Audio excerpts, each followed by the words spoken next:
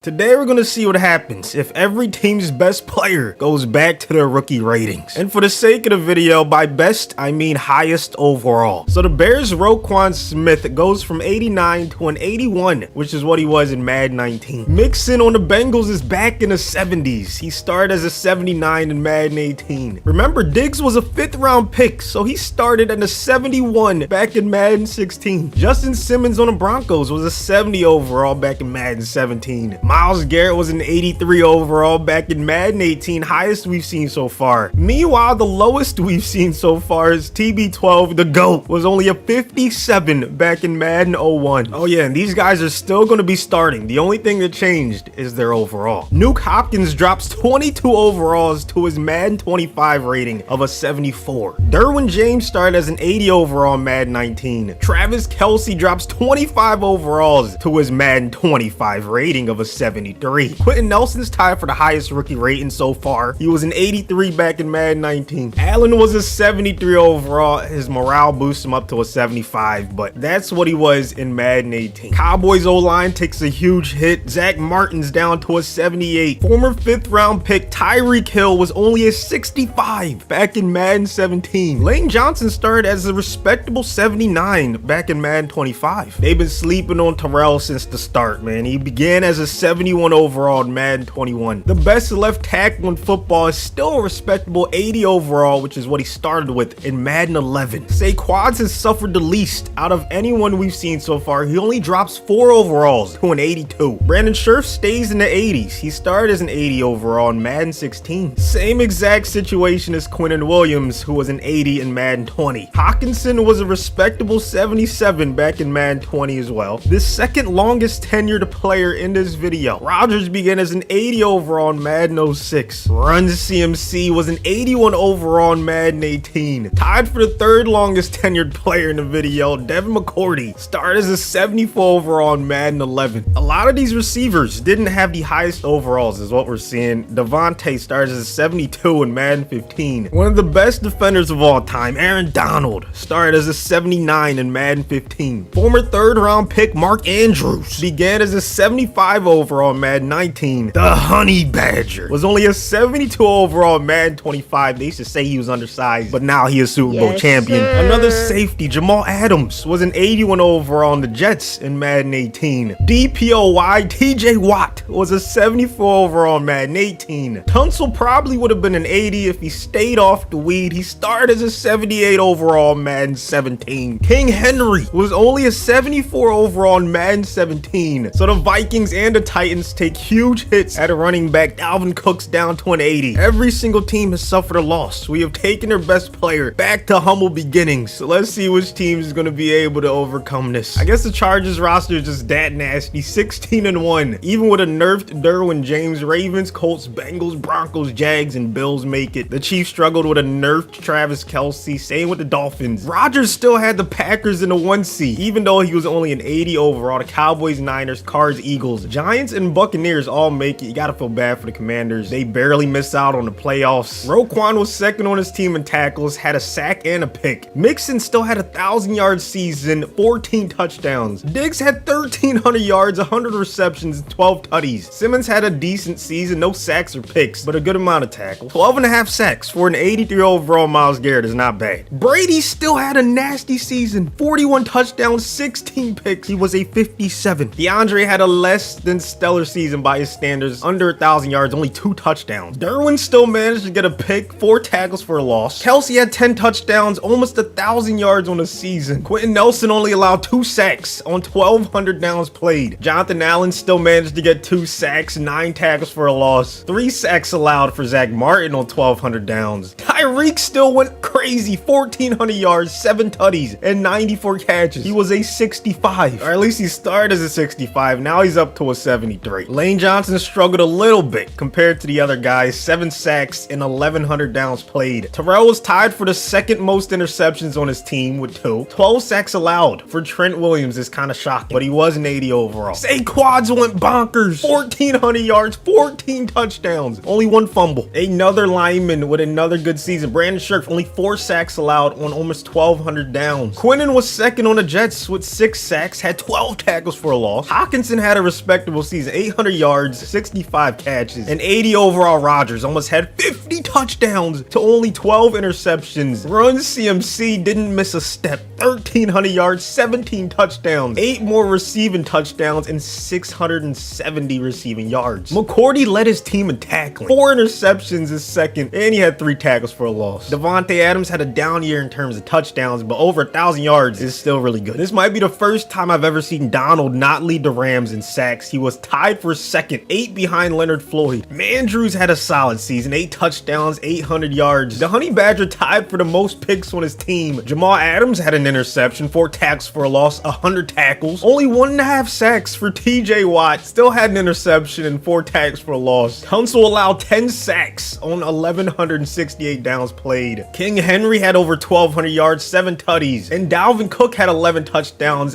almost had 1,000 yards season. Taking a look at the stat leaders on the season, Burrow led everyone in yards, and 80 overall. Rodgers led everyone in touchdowns. That's crazy. Dude just can't be nerfed, I guess. Tannehill had the most interceptions, unfortunately. JT led everybody in rushing. Usually it goes to Derrick Henry, but you know, a nerfed King Henry meant that the spot was there for the taking. 29 touchdowns for Josh Jacobs to break the record. Zeke and Chubb end up with 25. Just a nasty season. Cooper Kupp sets the NFL record for the most receiving yards in a season, 2,176. He's leading most in NFL history. Tyreek ended up top 10 in yards, even though he started in the 60s. I just can't believe it. Kupp also leads everyone in receiving touchdowns. Did he get the triple crown again? Yeah, he did. Okay, that guy's just different. Khalil Mack sets the new record for most sacks in a season, 23.5. D-Law, Rashawn Gary round out the top 3. A lot of individuals had 6 interceptions, and Brian Burns had the most tackles for a loss. Justin Herbert wins MVP. Nothing but quarterbacks in the top 10. That's crazy. I thought at least Jacobs would be in there, maybe Khalil Mack, but it's an 80 overall Rodgers in the Packers against an 80 overall Derwin in the 16-1 Chargers in the Super Bowl. 4-man pass rush for the Packers this time. Jair Alexander gets the INT on Herbert. They're set up in perfect field position. There it is, Tunyon. There you go. Oh God, he turns it right back over. Tunyon gets lit up and the Chargers get it back. What is going on? Packers are gonna send a blitz. They pick it up nicely. Herbert's gonna find his guy, but it's well short of the first down. Now, when we lower these guys' ratings, we start with awareness always. Then we go to position specific ratings after that. So for Rodgers, it was like throwing accuracy, things of that nature. But as you can see, that spiral's still there. Unfortunately, he threw it to the wrong jersey. JC Jackson with the INT. We have some overtime. The Chargers are gonna get the football.